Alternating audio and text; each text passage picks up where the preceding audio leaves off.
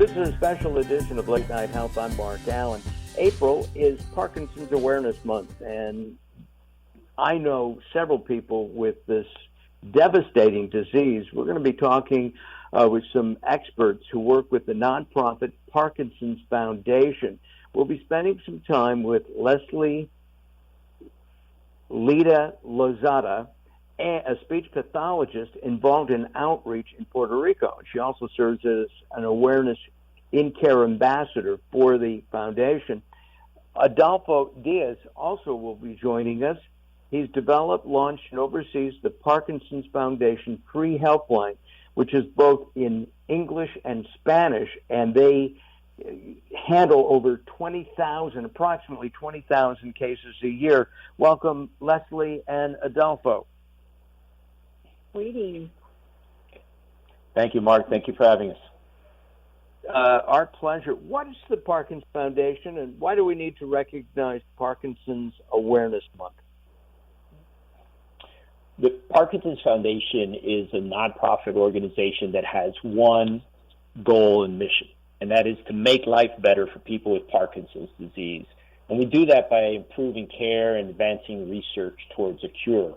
We're very proud to be able to say that we are the nation's leading community for people living with Parkinson's, as well as those who love and care for them, and the many, many people who work day in and day out to try to end this disease once and for all. April, it's very important to recognize as Awareness Month because those statistics that we mentioned that we're aware of, that 60,000 new cases each year, 1 million Americans in the U.S. presently, a statistic that's expected to double in the next 10 to 15 years, only takes into account that those people that have been diagnosed. Oftentimes people ignore, don't realize, and don't recognize these signs and symptoms of Parkinson's disease and think, oh, I'm just getting a little bit slower, I'm a little shaky, I'm a little older, and they don't pay attention. And so it's very important to create awareness about this disease and the importance of early intervention. So if somebody is aging and they see the tremors, I remember my grandfather who had been a mechanic, and he couldn't hold the screwdriver anymore. He was very frustrated. Is that part of the disease, the emotional part? The emotional part is huge. Obviously, all of these things that present themselves when this inability to do the things you've been used to doing for a long time, and that don't require a lot of effort. With Parkinson's, suddenly you need to think about them, or some of them can be affected. So it is important to reach out because with medications, with the proper therapy, you can diminish a lot of the symptoms, and it is a neurodegenerative disease, so it is a disease that occurs in the brain, and consequently there are impacts on mental health. Is very much a part of it. Leslie, what kind of challenges do Parkinson's patients have in terms of speaking? Do they eventually lose the ability to speak? Yes. Regardless of oral motor, people have difficulty with facial expression. They have reduced range of mode of movement, so they will have affect the speech clarity and the ability to swallow. They also will have limited articulation movement, so they're going to need speech therapy to produce sound for clarity, and also they would need those swallowing strategies for people to avoid dysphagia and aspiration for pneumonia.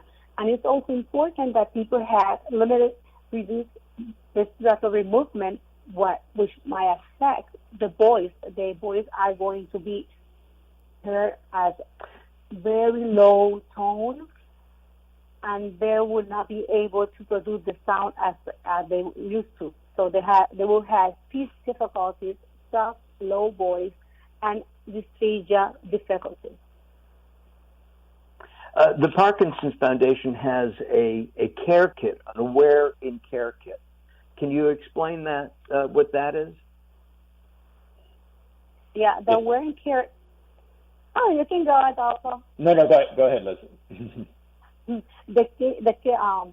The wearing care kit is very helpful because it gives the people the tools to play an active role in their community. The kit consists of tools and information to share with hospital staff during planned or unplanned emergency hospital visits. As a speech language pathology and a support leader, I have seen the patients and group members use the kit in hospitals, and I have seen the impact. I know of a case where someone was hospitalized and a doctor came in to prescribe a medication which is contraindicated for people with Parkinson. She was able to avoid serious complications by using the kit to inform the doctor. So that wearing care kit is very useful to empower the patient, the caregiver, and the hospital staff, because the wearing care goal is to educate the community, educate the clinician, and the hospital staff to avoid serious complications, because the patients with Parkinson's disease, they cannot have the medication changed. The medication has to be prescribed or given at a certain time. So it's very important to the family to be empowered with all this information to avoid serious complication in the future. This is a hard question to ask, and that is there a cure for Parkinson's disease, and is early treatment or early diagnosis helpful?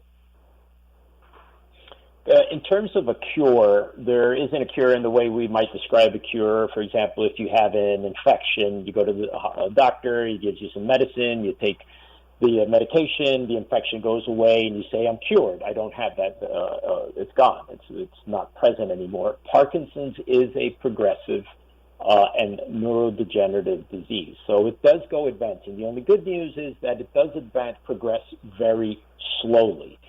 Most of the treatments that we have are in terms of alleviating the symptoms and effects of the disease. But that's precisely why it's so important to get early treatment. You don't want to wait until you've lost a lot of function or until you've ended up, because of balance problems that are so common in people with Parkinson's or problems with walking, having a fall and ending up in the hospital, as Leslie was describing, and then faced with all these other challenges that present themselves from that setting for people with Parkinson's disease. So early treatment and early intervention can help potentially slow down the progress of the disease, and also help maintain, and in some instances even restore some functionality that may be lost. So it's important that people are aware and not just assume, well, I'm getting a little bit older, I'm getting on in the years, I'm shaking a little bit, I'm moving a little slower, no big deal. No, they should reach out and try to inform themselves and make sure they're checked out by a doctor.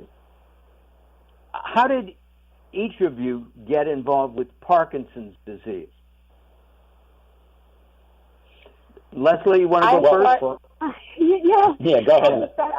I started my doctorate degree with a research in Parkinson and boys. So that's how I started in the Parkinson community, and also providing lectures when they came to Puerto Rico in the 2018. I was doing my research at the Parkinson Orthodox Foundation. So that's where I met the Parkinson Foundation. Got it. And how about you, Adolfo?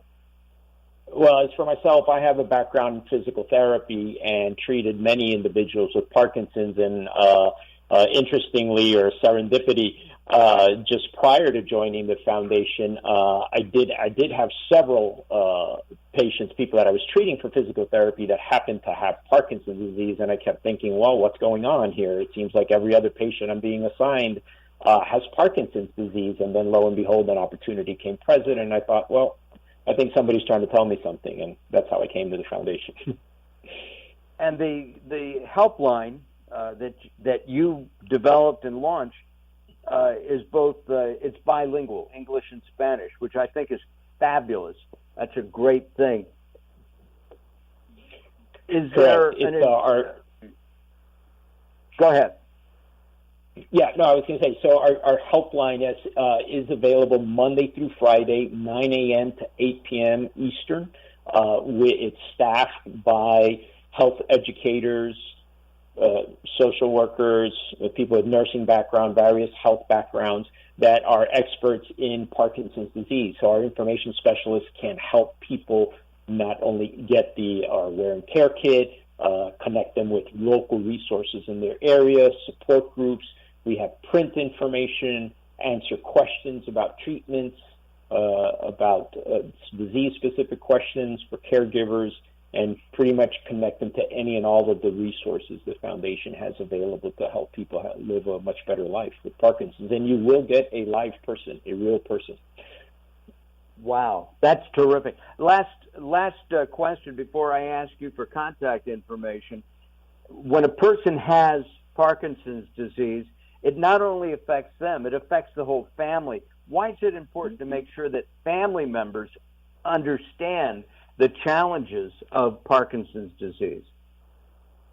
It is important to empower and involve the entire family, as you said, because we have to work as a team member, because Parkinson's disease affects multiple systems of the body, affects the quality of life, and as a result, affect the whole family. So that's why it's important to make sure every family member recognizes the challenges of people with Parkinson's disease.